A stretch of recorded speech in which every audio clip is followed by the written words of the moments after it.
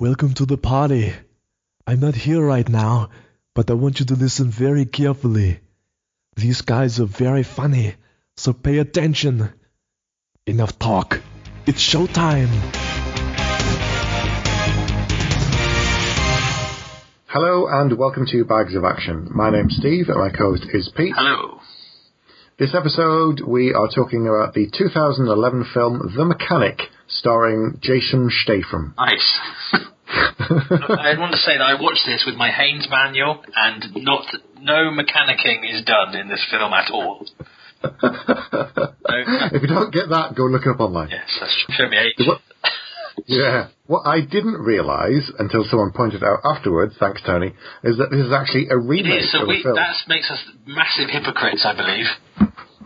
I think that does. Although I don't know about you, I haven't seen the original. No, it was out before I was born. And possibly even me.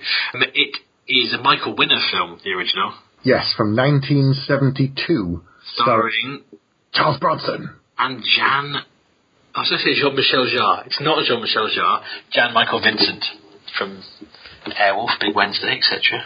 Oh, is that who it is? Oh, right. It's the young guy. Oh, okay. So, yes, I have no idea how much it bears resemblance to the original. Well, the other one is also on Netflix, so I may dabble.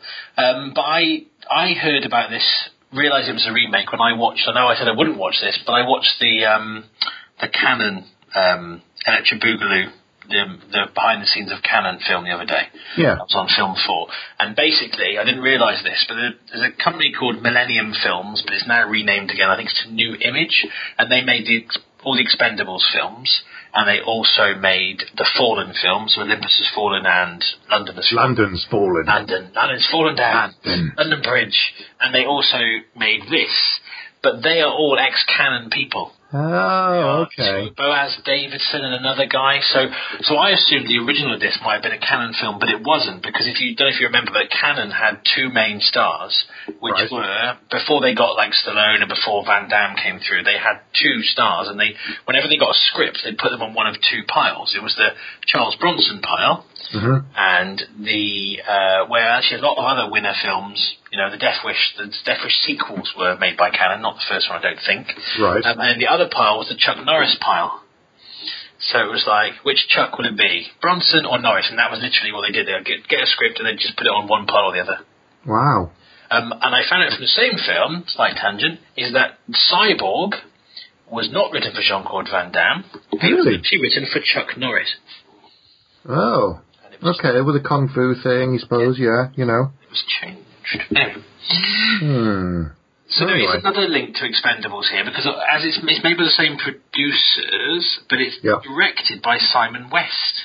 I know that name, so remind me what... Con Air was his breakthrough film. Such a good film. And he did Expendables 2, which I think was after this. And the writer of this film, Richard Wenk, very careful how I say that, he wrote Expendables 2, and he also wrote the Equalizer movie. Okay, now, I actually saw that in passing. And it's not that bad. I was willing to dump all over it, but it doesn't have a lot to do with Equalizer, except that it's a bloke that equals some things. But apart from that, and the main character's called the same, apart from that, it's not too bad. I like Denzel, you see. So I do as well. Again, as another hypocritical thing, I might watch that. Although I still would never watch Point Break. No. Boo. Point Break, boo. Someone off yesterday on Facebook for watching it. Good. And it should be. I shall do. That's my new purpose in life. So I think this was made before Expendables 2. So I'm assuming they went, this writer and director are working well together. Let's give them Expendables 2. Plus, this would be the second or third thing that Statham would have done with him if he'd done Expendables and this, or vice versa. Actually, Simon West has done a third film with Jason Statham, but I will leave that till the end of the show. A hook hanging for later. Okay. And it's not Con Air 2, Electric Boogaloo. Yeah, okay. So, let's get back to the story of The Mechanic, such as it is. This could be a very short episode. I think so, the story follows a hitman called Arthur Bishop. Arthur Pint of Mild. Arthur Bishop, which sounds like a very, very pedestrian name, but the character that Statham plays is anything but. He works for a secret organisation. We don't really know who it is. It's somewhere buried in the government, we think, maybe, because his contact is some kind of... He's got like a handler, hasn't he? Yeah, I think he's some kind of political figure, but we're not completely sure. Or he works somewhere in the intelligence agencies, but it's really sort of, woolly. Yeah, because he's got kind of a... his initial contact, and then there's a level above him who seems very young for the kind of work he's doing. But there we are. I mean, that's just me showing my age. Policemen and bandits in films look younger every day. But the first thing I liked about this film straight away was the cold open, and it's very James Bond. And even to the point where the music, which runs through the whole film, is very kind of James Bond meets 70s film. And maybe, who knows, it may be the music from the original film reused, I don't know, but I really like the opening. And I thought, Remind me, what was the opening again? Well, there's a guy swimming in a swimming pool at home. Oh, yes, that was it. A nice swimming pool. And then a diver suddenly appears from under the water, which I didn't see coming, and it's the Stath in his diving gear, and he kills the guy, but makes it look like an accident. Because it shows you this some kind of drug lord or something, and he's surrounded by all these people and lots of guns and security everywhere, and someone gets in the way of his car on the way back to his house, and his security guards jump out and just kind of shove the car out of the way, kick the man out of the way, and then carry on driving. It's like, wow, this guy's really nasty piece of work.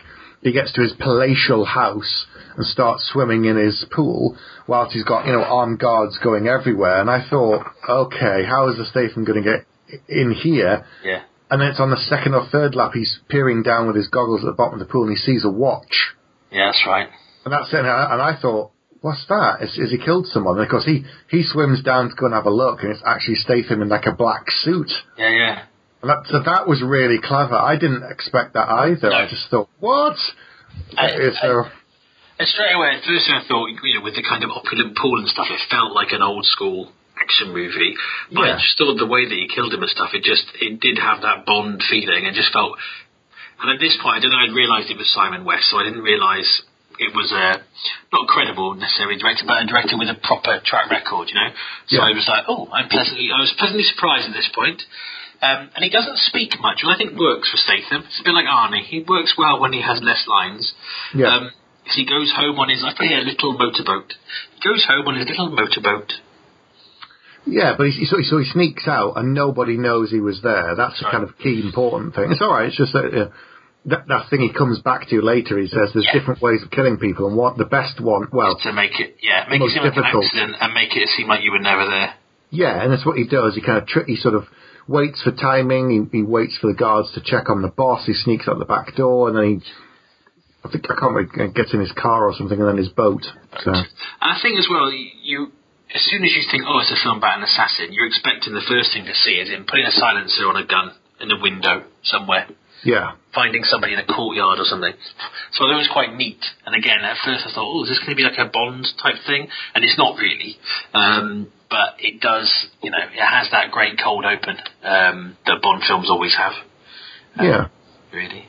And then we see the first part of the ritual that he's done. Yes. He does a couple of times in the film. So he opens a secret board behind the wall, and it's got all these pictures of the guy that he's just killed and lots of information about the pool and the house, and he takes it all down and then just burns it in a little log burner sort of thing. That's right. And then he puts on his record and has a drink of something, doesn't he? Yeah, so it's interesting. He's kind of like he's a very analog guy, even though everywhere he goes he has a MacBook, which is some of the most blatant product placement in any film I've ever seen.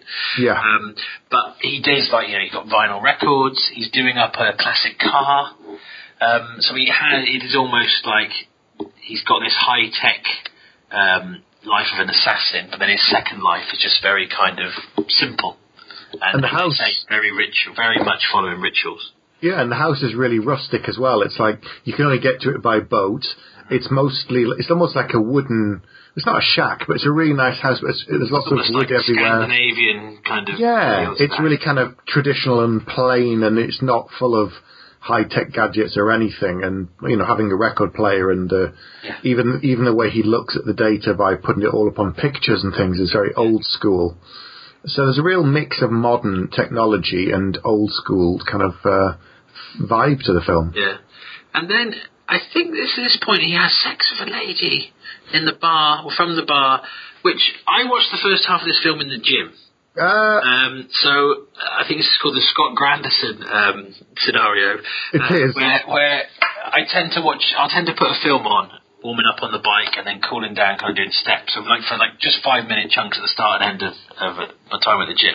And in the 5 minutes of this, he's in a bar, he's talking to a lady, and she wants to know his name, and he says his name is Arthur, and they're having sex, and I was trying to turn it off. I couldn't get to turn it off. I think the people behind me were like, man's come to the gym to watch people make love.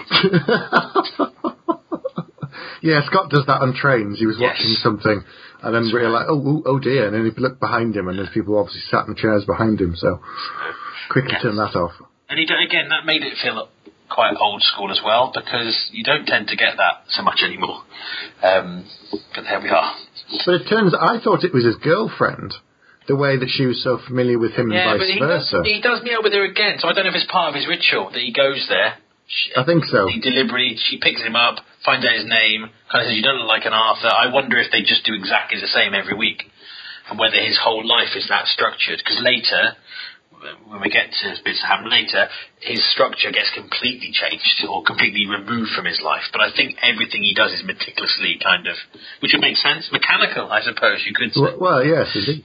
And he has no connections, that's the point. I think the reason we find out that she is a prostitute, because as he's leaving that first time, he puts money on the counter, which surprised me. I thought, okay, she's not his girlfriend. No. But it's that thing of having no contacts, having no weak points. Yeah. Having no one that can get to him. Because he does it as a pickup and whatever, it's almost as if it's normality. He's kind of made himself this kind of fake normality to get through his day. And I think at this point is where he gets reunited with someone he's been in with a film with before. Donald Sutherland? Indeed. I don't know what film. The Italian Job remake. I haven't seen it. It's a remake. It's not actually. It's got the same name and there are minis in it. Is that about it? That's the guilty pleasure for me, that film. But I was in LA on a honeymoon and it was filmed outside our hotel. So I saw loads of the mini chases and stuff, so I then gave it a pass as being it's not like anything like the original, but it's still, it's okay actually. I'm not going to suggest we do that for the show, and I may or may not own a copy of it, but but may or may not, okay. It's just when I was in the background, I was chatting to one of the crew there when it was being filmed, so it was cool. It's good fun. Nice. But anyway, so he's reunited with Donald Sutherland, who's in that film with him as well, as his mentor, who's always... I think Donald Sutherland's brilliant. He's just always very, very, very watchable. However, we basically meets up with him in a cafe, I think. Yes. And this is one of the weakest scenes of the film in a way, because it's basically 10 minutes of exposition. Mm-hmm. Really. He's like, you're the best, you are. You're really good at what you do. You think differently than everyone else, don't you? You think completely differently. This is why you're such a good assassin, which, A, I don't think they should be saying out in a cafe, and B, it's it does feel, I don't think most of the things he says, we will manage to work out for ourselves. It just found a bit weird. And then the other bit of exposition in a way is he's like, oh, you're so great, but my son, he's not great, he's a disappointment. Mm-hmm. And that essentially sets up where this film is heading. Going, yeah. But you do get a sense of their relationship, which is important, and he is like a father figure, definitely. I think, Arthur is in a way, the son that Donald Sutherland's character wishes he'd Harry, isn't it? Yeah. And it's whole thing of him not having connections, and yet he's obviously very connected to Harry. Yeah. And they've known each other a long time, so... He's the only part of normality in his life, in a way. It does feel like a relationship. And then things take a slight turn. Yes, because Arthur's contact, called Burke, this is the sort of younger guy who works at the agency. There's some sort of shady, dodgy guy who sends him the jobs, says that basically Harry has betrayed them both. He was the mentor to both of them, and he says Harry's betrayed us, Let the crew die on the last job, wasn't it? Yep, and he shows them some pictures and says, 6 guys went in and all 6 died. The only person that knew was, me and Harry, and, Harry got a load of money in his bank account, and he shows them all this evidence and says there's a hit out on... No, cause that's right, because his next job is, he's told, there's a hit on Harry. That's right, and he calls he can't understand he says why. It's a mistake. So he insists on a meeting with Burke, and Burke does agree, but he tells him, look, this is it. And he says, if you don't do it, someone else will. So I'd rather it was you. I'd rather it was you. We know it'll get done. You can get close to him. And actually, I think, And I think the way this happens is brilliant. I think it's really, really clever, because we don't quite know what's happening at this point. And Donald Sutherland's character, he's in a wheelchair, isn't he? Yes. Yeah. So he gets a call from Arthur. Arthur and Harry, the two least glamorous. I know. It's brilliant, isn't it? Arthur. Yeah. It's from the 70s, you see. That's what it is. It's from the remake. And he calls him to say, look, you're under attack and you need to escape. And I at this point, thought, okay. So I didn't know anything about this film. I thought, okay, so this is where this is going. Jason Statham is not going to kill his mentor. He's going to protect him, and that's going to be where the rest of this film takes us. To clear his name and prove that Harry didn't do it. Yeah. And I thought, okay, fine, a bit formulaic, but cool, that's going to be, I'm on board. So he tells him to kind of go to the basement. He really struggles to get down there in his wheelchair, down some steps and everything. So he's taken right down to this underground car park. Yes. And then I don't know about you, but then it started to click with me then what was happening. I think as soon as he's kind of there and you see there's no one else around and his kind of vehicle's there and you think, actually, you know what? He is an amazing hitman. He's just told us that the best way to do it is to make it like an accident. He's told us that it looks best if you think he's not been there. And then he steps out of the shadows. And then I think the audience realises at the same time Harry does. Because he's helped Harry avoid all the security to get out of his office without being noticed. And I thought he was doing that to help him. Yeah. And I think the audience was supposed to do it until he gets to his car, sees that the door's open, and then Arthur steps around the corner in the garage, and he thought, oh, he's not at his house, he's right there. And okay, he's basically just taken him off the grid so that you can't trace that he's the one that's killed him. Yeah, and Harry realises too and says, oh, okay, so what is it going to be, a carjacking or something? He goes, yeah, something like that. And he's like, okay, then do it. I'd rather you do it than anyone else. But this is the thing I didn't understand right. Harry says, is this about the so-and-so job? I can't remember, was it Syria or something? Yeah. So he knows what it's about. Yep. And it's almost like he was expecting it. Yep. Which doesn't really make sense later on when we get to it, but... No, it does feel like it needs another scene later on to kind of link it back through. I think I know what they were trying to do, but yeah, when we get there, I guess. But so this is a bit I find a bit odd, because he kind of... He shoots him with his own gun, doesn't he? Yeah. Yeah, he says, like it's gone wrong, a robbery gone wrong or something. And it's got, I can't remember what it's got written on it. Preparation ensures victory, I think, or something like that. That's right. It's something like that. So at this point, the person who's watched a lot of films in me, and I'm sure you're the same, thought, okay, this gun has some writing on it. Therefore, at some point, it's going to become very obvious what's happened here, because it's one of the few traceable things, I guess. You show a gun in the first scene, you better fire it by, And if you write something on a gun in the first scene, you better make someone read it later. It's true. So it's a poignant moment. It's kind of like, someone's going to kill me. The fact you're here means someone's going to kill me. So, do you know what? You kill me. I'd rather you kill me than someone else. At least it'll be done right. So, and then he shoots. Yeah, which I didn't expect. He kills Harry, and then the next scene is at Harry's funeral, and of course it looks like an accident. It was a carjacking gone wrong. Yep. Someone shot him, and that's saying the fact to say it's carjacking is important as well for later on. And there's only a few people at the funeral, and of course one of them is Harry's son Steve, who is Ben Foster, who is quite drunk. I think he's smoking something as well at this point. He's just as disappointing as we've been made to believe. Yeah, so he's off his face. Doesn't Arthur drive him home? I think he gives him a lift, and I think at this point where he says to him, he's like, he said, well, you should be more upset than I am, Arthur, because you were closer to him anyway. Yeah. You kind of, he thought of you more as a son than me. So you do get that kind of dynamic. And it's an interesting thing because lots of things happen there that I never quite put my finger on Arthur's motivation because he says so little and emotes so little. Yeah. It's quite hard to always quite put your finger on why he's doing what he does. But anyway, so I think, doesn't Ben Foster get drunk and then go looking for carjackers? So Arthur takes him home. He goes to Harry's house. He says, "Oh, you should have this picture of my dad. All of this will be gone. Yeah. The car will get sold. The house is in debt, so I'll only end up with a little bit of money that'll keep me going for a couple of months." And that's kind of it. And then I think Ben Foster's getting drunk, and Arthur leaves. Yeah. And then I think I think you're right. He then goes out looking for a carjacker. He essentially takes his dad's car out, sits in a rough neighbourhood, smoking, and a bloke comes up. Yeah, and this is, again, which felt like maybe it's a throwback from the 70s. Like, one of only 2 black characters in the film is a carjacker. Yeah.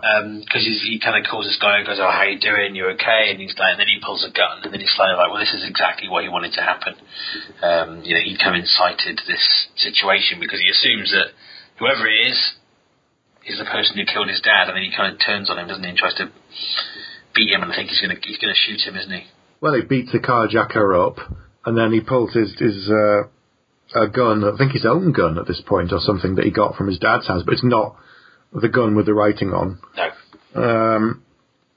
And he's going to shoot the carjacker, and then Arthur steps in and steps around the corner and scares off the carjacker and just sort of says, you haven't thought this through, you're being stupid. You've got motive, you've been seen, they know who you are, and he's stolen the carjacker's license plate. His driver's license. Yeah. So that's kind of scary. And from that, I think he stays over that night, and from that conversation, he's like, "Well, you know what you're doing. You're explaining to me all these things, and you understand all these things, and I've got nothing to do now, really. I know. Why don't you train me to do what you do?" And he just pretty much says yes.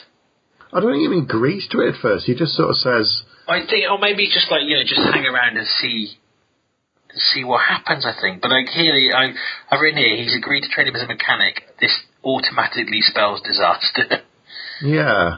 So does he take him on the job first, show him one up close to try and scare him off? Coffee shop? No, he does the coffee shop straight away, and I thought, oh, this is nice. He's kind of training him in how to choose a nice coffee and how to look after a small dog. So there's kind of a montagey bit. He's like, right, okay, if you're going to be trained, the first thing you do is to go to this particular cafe at the same time every day. Which he does. Oh, and take this chihuahua. I can't say that word. Is that right? Is it chihuahua? Yeah. Yeah. Okay, I've said it right. Take this small rat-like dog with you into the coffee shop and do that. And he's like, well, what's this going to do? No, just keep doing that. And you think, okay, maybe he's just, giving him something to do because he's giving him a routine. I thought. Yeah, that's a very valid structure. Point. More like his life. That's a really good point. Really good point. I just thought, because I also thought, why a black coffee? That was the really specific thing. Like he didn't just say, go to the coffee shop every morning at 9 o'clock and have a coffee and sit and read the paper and then go. It's like, have a black coffee. It's like, well, what if I want sugar in my cup? No, got to be a black coffee. Oh, okay.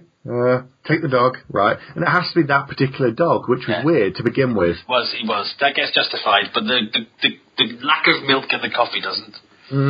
But where's my milk? Is his just kind of rigid, he just likes to do things a certain way. So I think then he starts, again, they become kind of friendly, not quite buddy copy, but they do have some kind of relationship, which this guy is a loose cannon. He's not got the discipline, you can see that. Also, you've killed his father. So I was sort of thinking, Arthur, do you know what you should do? Send him on a college course or something. Like the apprentice scheme. Yeah, exactly. Become a real mechanic as opposed to your kind of mechanic. Yeah, quite. Please don't go down this path because it will not end well. And I think deep down maybe he knows it's not going to end well either. But they start shooting guns then, don't they, in the woods? Yes. And then this is probably, I think, my favourite scene of the film, which is when they go to buy weapons. Yes, so they go to this dodgy bloke in a dodgy area in a dodgy apartment. Yeah. And the guy's in there, and he's a very shady character. He's got, and Arthur gives him a big list of things and says, "Oh, when can you get it for?" And he goes, "Oh, well, when do you need it?" I think he says as soon as possible or something. He goes, "Okay, it'll be a day or two." And he goes, "Okay." And then Arthur just strangles him with a rope or something. Which I didn't see coming. No, neither did I. And then that is the moment where Stephen that's you as well. He's kind of looking like, because he wasn't expecting it either. So it's a great moment where the audience and the character are both in shock. And then he fakes it to be auto asphyxiation. I was in the gym again. I was like, please don't show what's on his laptop. But they did. Autoerotic asphyxiation. So they've hung the guy up by a cord on his wardrobe and put on some porn on his laptop whilst Pete is watching this in the gym. Again. This is why I watched the second half of the film where nothing like that happened in the house. So I thought it was quite clever because, and I thought from a writing perspective, the fact if he'd just gone to someone's house and done this, you might have guessed, but because it seemed like he was buying weapons and you think, okay, he's going to give a gun to Stephen, that it was just, I thought it was a really clever kind of sidestep. And then he says, "I wanted to show you one up close." Yeah. And I think he was almost trying to see if he'd scare him off. Yeah. And it didn't scare him off, so this is when he gives him his first job, which to me feels a bit early in his mechanical training career. There's that ritual thing again, though, where they come back to the house, and then he shows Stephen the door. He opens the secret kind of panel and shows him all the pictures of the guy they just killed. Said he was an arms dealer, he did this, he did that, he's done all sorts of things, and that's why we had to go. Indiscriminate about who he sold things to, so it's better that he's dead. And he's like, okay. But you can see that, again, the mechanic is this is the logical reason why this person has to die. This is why I'm doing it. Whereas Stephen is the complete opposite, because he's purely fueled by anger and kind of enjoyment, which we'll go on to, I think, in a second. So he gives him a job then, this suddenly justifies the Chihuahua and the coffee shop, but if not the coffee. So this is a bit of things. Basically, your target is another mechanic. Now, again, I'm thinking, right, so this guy, you've been training him for maybe a couple of weeks. Maybe. He's had a go at Tin Can Alley, and that's about it.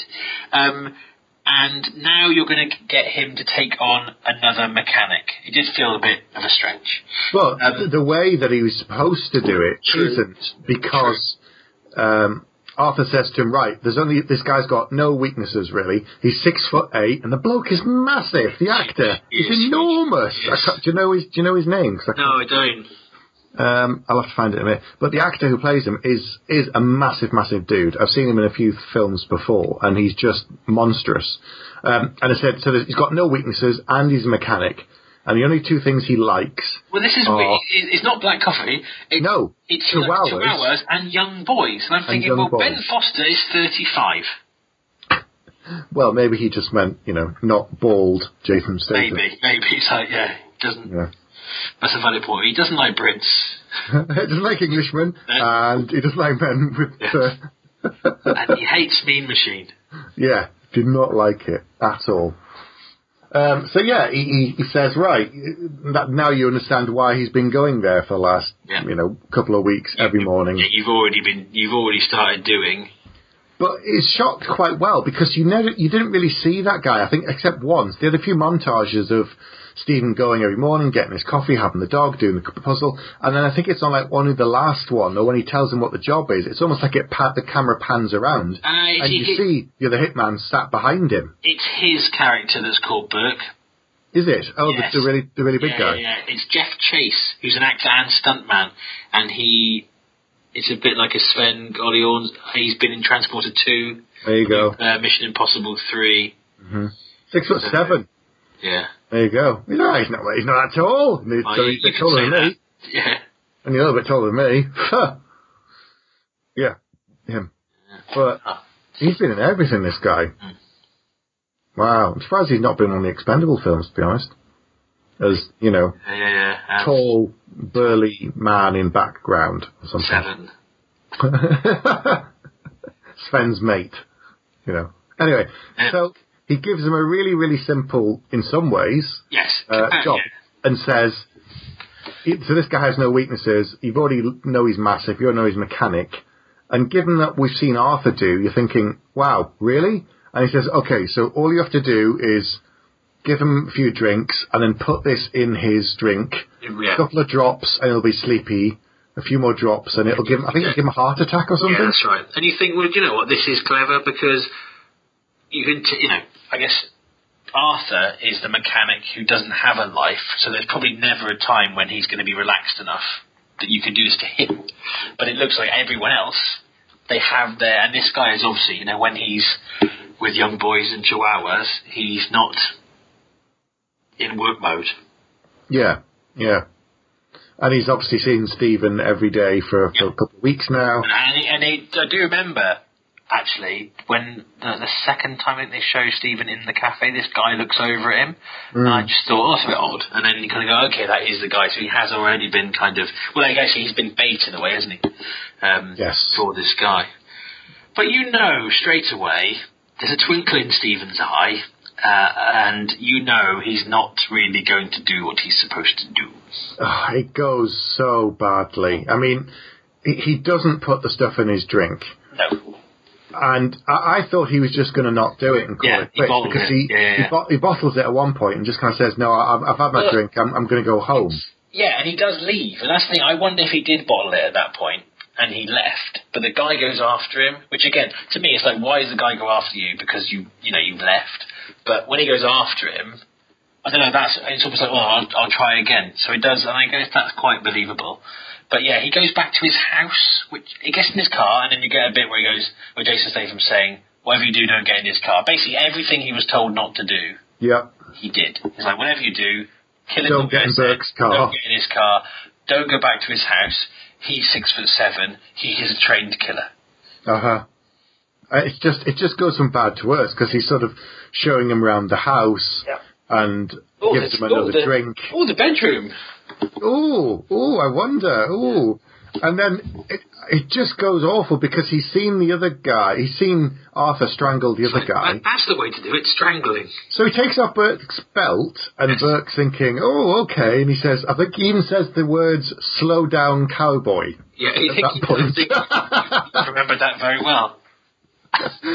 Probably because the next moment he's got the belt round Burke's neck and he's trying to strangle him. I just thought this isn't going to end well at all. A relatively small guy, isn't he, Ben Foster? He's not the biggest man in the world. And he's trying to strangle a man who's probably like twice his weight and who's 6 foot, and again, a trained assassin.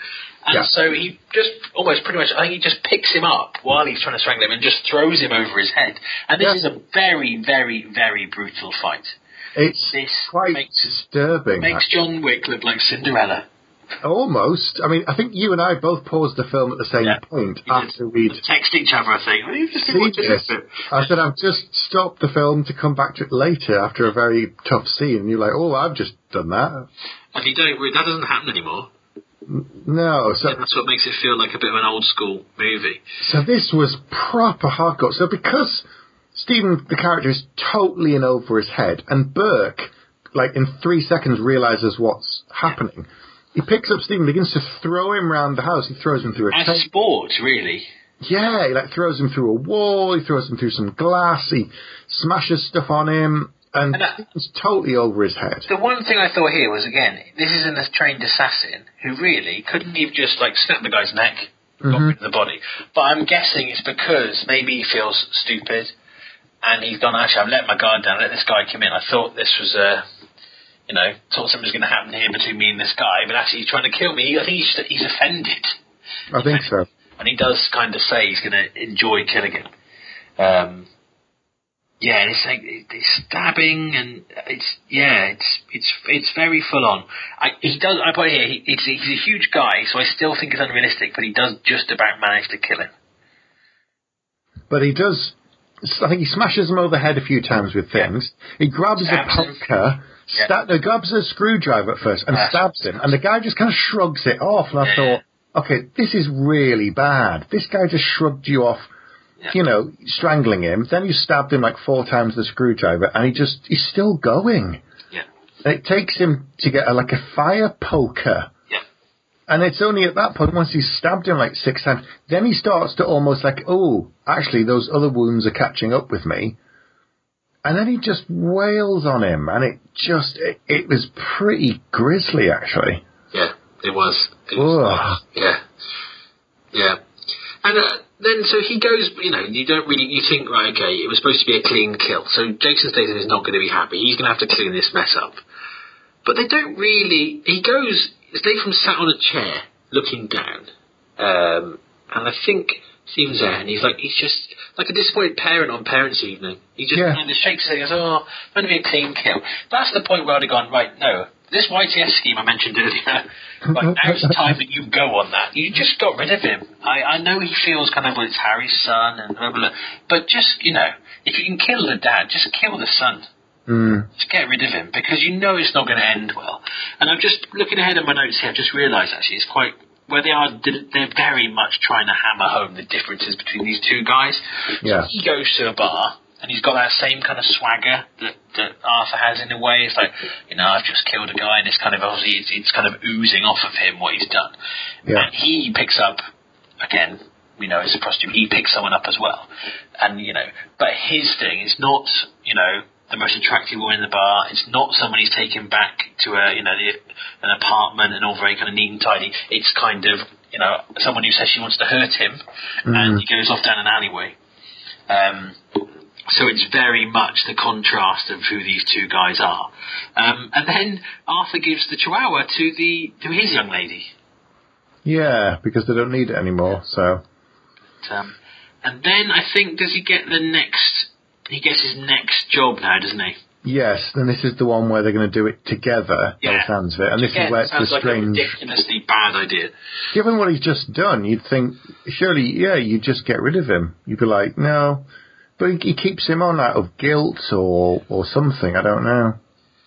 But I can see why he hasn't sent him on his own, but I could also think, well, why didn't you just go, you stay home, you just put your feet up, I'm going to go and kill someone, I'll be back in a few hours. But they do it together, which I think is odd, because it does, So he collects money in a burner phone from the airport, doesn't he? And then, again, the boss guy, I can't remember his name, he's like, we know that you've been using Harry's son. Dean, that's what he's called. I just checked. Dean, So, you shouldn't be doing that. And he's like, oh, never mind, kind of thing. Again, it's kind of brushed. One of those, there's quite a few things in the film that just get brushed off, which in other films, I think, maybe slightly longer films, wouldn't have been kind of done that way. So is it an evangelist? So it's some sort of guy who's got a religious following, but he's dodgy, and he got someone pregnant and they died, and they're like a 14-year-old in an African country or something, and he's claiming to be, clean and pure, and yet he's, embezzling money, and he's killed a couple of people probably, and he's done his other thing, so he's really a dirty character, and yet in the media he looks like a golden child. Yep. So this one has to be a clean one. They have to make it look like an accident. But this is where you think, his research has been meticulous up to now, so maybe he's starting to slip, because he's supposed to give him adrenaline. Yes. But the guy's on ketamine? Well, yeah, they didn't realise he's a drug addict. Yeah. And they see him get a drip with ketamine in, and he says, well, it won't work now because all the ketamine will just negate what the ketamine's doing, the adrenaline. So it's going to have to not be a clean kill. So they've got their gloves on, in they go. Well, it looked like it was still going to be until they messed it up. Yeah, I guess it's still, not as clean then. Because they've still got to they stick a tube down his throat. They were going to make it still look like an accident. That was the plan. But they still, one thing is that they are still, even though they've got gloves now, they're at much greater risk of getting caught. Definitely, than they would have been. So then they've gone, they've put this tube down his throat, they've gone, his people come back into the room in that lovely Hollywood way where people leave the room so you can kill someone and then come back just after it's happened. And they, it must have been the ketamine. Oh, for giving him too many horse tranquilizers. Oh. As you do. Oh, well, people aren't going to be happy, but, And then they're hiding in the wall, aren't they, at this point? Yes. And then a nut. How does this happen? Is it because did Stephen cause this to happen? He did. Yeah. So they opened this panel in the wall, went out, killed the guy, came back in, closed the panel again. and they're sort of holding it in place, and they haven't sealed the nuts back up because they didn't have time. And the security guards and everybody there standing around the body and saying, yes, he's dead, yes, he's dead. And then Stephen nudges something with his toe, and the nut rattles along and falls out. Yeah, that's right, because it's that contrast, is that Arthur is completely still. Yeah. But he's kind of twitchy and kind of, moving around.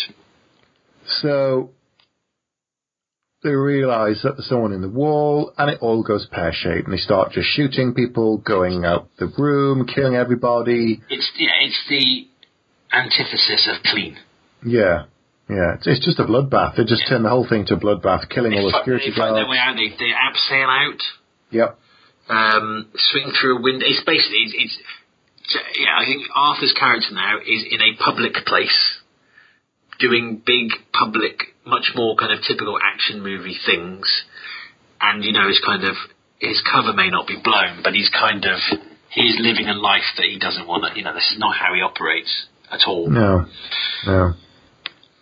So as they're leaving, he basically says to Stephen, they're looking for two men, so we'll split up. You take a plane to, Dulles, I'll take a plane to JFK, and then we'll meet up back at the house. That's what he says. And he goes, okay. I think this is where, to me, suddenly it goes into the third act of this film ridiculously rapidly. I know it's quite a short film. I think it's under an hour and a half, but it feels like there's about 15 or 20 minutes of story missing to me, in a way. But yeah, so he's at the airport. Yes. And he happens to see a guy that he recognises. Yeah, and then we get a flash, and we see the flash of the file from Syria, the one that he killed Harry for, and basically the guy walking around is one of the 6 men who was supposed to be dead. So hang on, if Harry didn't kill this guy, what does that mean? So he gets on the bus, the little bus that takes you to the plane, and starts asking the guy about it. It's Cape Town, actually, not Syria. Is that what it is? Right, South Africa. And the guy just pretty much straight away tells him. Yeah. He's like, I was paid to kill the others and fake my own death, but I don't know if he happened to be in the airport or if he was looking for art. I don't know. It's a massive coincidence. I think he just happened to be there travelling somewhere else. Yeah, which is a bit weird. And he's like, the reason he had to kill Harry was he was going to blow the whistle because he knew what was really going on. And then there's an awesome fight between the two of them on the bus. Yes, because now you've got a fight between two people who are the same. Yeah, exactly. If Arthur had fought Burke, it would have been a cleaner fight and more intense. But it's the same as this one on the bus. Yeah. The two of them really go at it, pulling out all the stops. And the other guy's brilliant. He's just, They're just trading blows and... We've got a guy under a car. What's that? Because he puts the guy and he throws him under a car. He throws him out the bus window. He lands on the road and a car just smashes into him and kills him. Yep. Arthur gets off the other side of the bus and walks away clean. So they think it was an accident, to a degree. So they never know he was there, didn't know he did it. But now he's dead a second time, that guy. Yes. For real this time. Yeah. So he goes back home then on his boat, doesn't he? He decides not to take this flight. And we didn't mention him before, but there's a guy that, I don't know if he hires the boat from, or there's a guy he sees on the pier. Yeah. As part of his routine, I think. Ritual. He sees this guy and they exchange a bit of banter. And he gets there and the chair might be rocking and the guy's gone. So it's like, okay, clue number 1, things aren't going quite as they should. Because that guy isn't there. And then you see there are men coming after him. And again, it pulls another one of these kind of moments that you're not necessarily expecting, because you think he's gone home, you think he's going to find them, but actually they're looking for him. And isn't he underwater with a harpoon? They come running down. No, his phone rings. Or he rings Dean, and Dean says, well, you had this coming. That's right. My 2 best teams and after he said, well, actually, I'm coming. I'll deal with them. Then I'm going to come for you. Yeah. Yeah. So then you think he's got on his boat, and these guys all run down to the docks and are looking for him. And yes, he's under the water and jumps out from under the dock, harpoons one guy, and kills all of the other ones in about 30 seconds. Yeah. But then he rings home. That's rings Stephen, and he says, "Oh, have you made it home?" He goes, "Yes." And straight away something's wrong by the tone of his voice. Age-old thing, and they pull back, and he says, "Are they stood there with you?" Yes. And where are you? On the sofa? Yes. And then, again, he would need more training, but it's quite cool to see him shoot his way out of trouble. Again, it's not very believable against a team of, trained people. And this Arthur just happened to stash a gun in the sofa where he was sat. But it's I guess it's kind of the escape plan. But it's interesting to see Stephen kind of doing, living up to what he's been, using that training that he's had. But I can't remember how this happens. But then he finds something. No, so he kills all of the guys. Arthur gets back to the house and says, "Right, go into the garage, grab everything on the top shelf, put it on the boat, and then we're going to leave." So he does that, and as he's pulling these crates off the top shelf in the garage, put them on the boat, something falls off, and he goes to pick it up, and it's his dad's gun. That's right. With the writing on. Ooh, preparation. This is a plot point. Plot point. Yeah, so then they get in the boat and go off. They're going off after the boss, but what struck me at this point is we know now that Stephen has seen the gun and has probably worked out that Arthur killed his father. Yeah. Okay, but regardless of that, Arthur is taking Stephen with him to beat the boss. But the boss knows that he killed Harry. So if he hadn't found the gun, the first thing the boss would say is, "That guy next to you killed your father." Yeah. And I don't know why that, isn't... It's not really a point here, is it? But so they get to the guy's house, and they shoot him in the leg, and then threaten him to kill his daughter. Is that right? Yeah, so this is Dean's... It's Dean's main bodyguard. Yeah. Who's some sort... You had a brief scene with him previously about him being some kind of champion heavyweight fighter or something, because he admires his ring. Yes, signet ring that he's wearing. So basically, he threatens this guy, and he won't talk, so he gets the guy's... it's pretty grim, actually. He gets the guy's teenage daughter.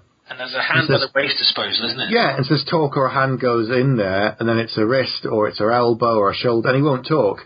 So he shoves a hand in, and there's blood spraying everywhere.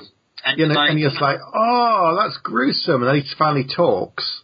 Yep. I just thought, well, it's a bit late. Your daughter just lost a hand. But, ooh, look, it was all sleight of hand. Which is ridiculous. First of all, I remember the exact way they went through this scene. I was like, oh, I don't like him anymore. That's not very nice. He didn't do that. And it's like, oh, no, he carries around a packet of minced beef with him. And when he's not making a spaghetti bolognese, he fakes this girl's arms being cut off. Yeah. It's all very odd. It's all a trick. Yeah. It's all a trick. But so he's got the address, so he rings the boss. Dean, yeah. Dean, and saying, I've got your address. And then Dean's like, shit, okay, you're coming after me. Okay, do you know what? Do you want $10 million? Because Harry's death was business. That's all it was. Do you want $10 million? And it's like, no. So instead, then he's going to put, he said, okay, if you want to take the money, then I'll put that price on your head. And then, every mechanic in the game, I guess, will be after you. But again, he's rung him, but he's done what he's done before, which he's rung him, but he's already in the building. So he rung him to kind of warn him, but he's actually already there. Yes, so Dean starts panicking. He gets all of his guys around him. They run outside, they get in the car, and they drive off. Yep. And he's got... It's almost like a sort of police escort. There's 3 cars or something. So he's well protected. Or so it seems. Yes, until Stephen grabs a bus. Yes, that's right. Arthur grabs a lorry. It's like a bin lorry. So Stephen rams one car and gets rid of it at the back with the bus. Arthur does something to the other car at the front and gets rid of it. And then they hit Burke's car with the sort of garbage truck, pick it up on the spikes and toss it around upside down. And this is in broad daylight. They've shot a bunch of people, killed others, knocked over 2 cars with a bus and a huge truck. No one says anything. No sirens. No phone mobile phones. No people taking pictures. Nothing. Not people. It's bizarre. It's bizarre. It reminded me a bit of the end of Red Heat. Yeah, except I could justify the kind of no lack of people getting involved or phones or... Maybe. Because it was all on, landlines back then and call boxes. That's true. Yeah. No one taking pictures and putting it on whatever, you know.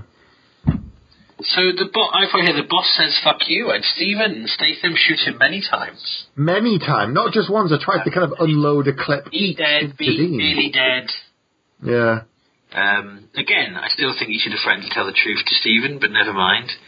And I think Stephen seems happy for them to disappear together, but then he sees that Steve has his dad's gun in his holster in the car. Is it in the car? Yes, they stop to go to a petrol station, and he says, "Oh, we're going to do this, that, and the other, but let's get something to eat first." And Stephen says, "All right, I'm going to get anything. Do you want anything?" He says, "No." Sees he's got the dad's gun. They have a conversation, though, don't they? But I've written here, vengeance is the mission. But I don't know if that's something that he says or if that's what's on the gun. No, that's what he says, because they have this conversation, and he says, "Did you ever kill anybody you ever know?" And Arthur says, "Yes." And he says, "So do you regret it?" And he says, "Yeah." He says, "Yes," as well. And so I thought at that point he knew that Arthur had got tricked into killing his dad, and he regretted it, and he forgave him, because he kind of cries a bit. Stephen cries a bit, and I thought, right, so he knows and he understands that he got tricked into it, and they've got over it. But wait, he fills up the car with petrol, but he cheats and he sticks the nozzle just outside the kind of main socket bit and pours it all over the floor. So it looks like it's still pumping gas. And Arthur, I think at this point, just turns and says sorry for everything. Yeah. And he goes, no, don't worry. And then he goes to get some food and pay for the petrol. But instead he throws a lighter and blows up the car with Arthur in it. I think it's a walk away slowly from an explosion, as you do in only in action films. Which, if the film had ended there, that would have made sense in some ways. Yep. But it didn't. No, they continued. So, then we're back at Statham's house, and Stephen has gone there. I'm not quite sure why. So he's gone there. Now, earlier in the film, he was told never to touch the record player. Yes. Never to play the vinyl. Never to touch his Jive Bunny collection. So... Come on, everybody. So I wish I had been that song. So he, as is his way, does the opposite of what he's told. So he puts the record on, the same song, isn't it? It's always the same song, part of his ritual. Yep. Pause and have a drink. Gets in the classic car, which he was not to touch either, and drives off. But it's all rigged to set off an explosion. But he sees a note first. That's right. On the seat, and it says, "Stephen, if you're reading this, you're already dead." Yeah. And he laughs and thinks, "Ha ha ha ha! No, you haven't caught me." Then the car blows up. Yeah. But then you see underneath the record player there was a little string which catches something, which sets off a bomb, which sets the whole house, and it explodes with lots of fire and flames and death. And I still don't really know why Stephen went back to the house. Well, he hadn't got his own father's house, remember, because that was sold, and he got all the boxes, and he moved into the guest room. So his pants. He had nowhere else to go. He just went back for his underpants. Yeah. And I've got then, and there's another second bit that isn't the ending, because then it's like, okay, so that happened. Do you know what? Arthur got him in the end. They're both dead, reunited in Valhalla with Harry. A fiery ball of mechanicalism with a very tall man with a dog. But then you see the police footage of the petrol station. Mm-hmm. And you see a little rolling man. Going back and forth on the footage. Yes. And then you realise Arthur walked away. Yeah, and you see him getting a different car that he's got stashed somewhere. Yep. Preparation. Yeah. And off he goes. Yeah. And that's it, isn't it? That's the end of the film. That is the end of the film, with 3 endings in the space of about a minute. And they never just... the weird thing for me is you've got these two characters who don't really get on at the start because... But they're linked by this one man. As time goes on, they become closer to the point that one of them's acting completely out of character to make the other one happy in a way. And then they kind of have a moment where they almost reveal the truth, and then they kill each other. Or don't. But it feels like there's an emotional beat missing. There should be something where they actually... I know it's kind of... good in a way they don't say anything because it means you can have that ending, but it did feel like something was missing. But it's a film with very little dialogue. Yeah, because Statham doesn't really say a lot. Stephen's kind of sulking a lot because of his dad just dying. So there's not a lot said at all. Yeah, you're right. But so there we are. Yeah. So for me, I don't know. The first half I thought was much better than the second half. I thought as it got sillier, and I guess as the change happened and the mechanic lost his control because things were getting changing, they were no longer clean kills, I thought it just got a little bit like lots of other films. The first half of me I really liked because I think Statham is much better in this kind of quiet, intense role than he is kind of in The Expendables trying to be Bruce Willis and making jokes. Yeah. I don't think that doesn't suit him as much, in my opinion. And so I thought, this, the kind of quiet, kind of intense role that kind of works for him. The training was ridiculously short. It was. I didn't believe at any point that Stephen had these skills. You never really got a sense that he was learning anything. And the finale, the end was just a bit... that's how it's ended then. A bit Lord of the Rings, where it's an ending than an ending. Yeah. Thing, and like, just end. Well, which is the film with 5 endings? Return of the King. There is, but there's what else? Matthew McConaughey. Interstellar has about 3 endings too many. For me. I've only seen it the once, so I can't remember all the endings. Yeah, there are numerous. So, do you know the reason that his character walks away at the end? No. The sequel is currently in post-production. No. Yes, it's called The Mechanic Resurrection. And it co-stars Michelle Yeoh, Tommy Lee Jones and Jessica Alba. Right. Boy. But everyone else, I think, everything else about it is different director, different writer. The Stath is back. But I mean, calling it Resurrection, we know he's alright. If they'd left it that he was dead, actually it would be much worse. And then the sequel was called Resurrection, and then it started with that shot. Actually, do you know what? We'd hate it, wouldn't we? Everyone would be like, oh, that's so contrived. But maybe they added, who knows, maybe they added that scene in once they greenlit a sequel. So it must have done quite well. And where, we were looking at Statham films on Netflix, I didn't actually realise the week before we decided to watch this was actually on Film 4. So, which again, most of these kind of films don't get that kind of coverage. So I think it's a bit of a step above a similar films of a similar budget because it has got a big name star. It's got a director with a good track record, and it's quite well shot. It's quite, he doesn't feel cheap. The budget for The Mechanic was $40 million. Okay. It made $30 million in America and 32 in foreign, as they call it. So worldwide, it made 62, which when they talk about budgets and then they say normally you have to kind of double it to make the money back with all the advertising and marketing and everything else, the fact that it's only made 62 on a budget of 40 seems quite odd that they're doing a sequel. I don't think that these kind of films' main life is necessarily on the big screen. DVD, you think, in sales? DVD and selling it to streaming and TV and stuff, because I think, and same with the Expendables and that kind of thing. I think the home market. I mean, again, if they're the ex-Canon guys, that was kind of their model before. It was the first kind of films you'd rent at the video shop were there. I don't know, obviously they don't exist anymore, but I wonder if that's where they make most of it. It makes sense, The kind of action film. They go, action remake, do it, great. And they just do that's quite, the people I listed off there that are in the sequel that would feel like more expensive, much more expensive co-stars. Tommy Lee Jones, Jessica Alba, Michelle Yeoh, they're a step up from Ben Foster, I would say. Bigger names, definitely. Yeah. Enough with the yakety yak. What is your score?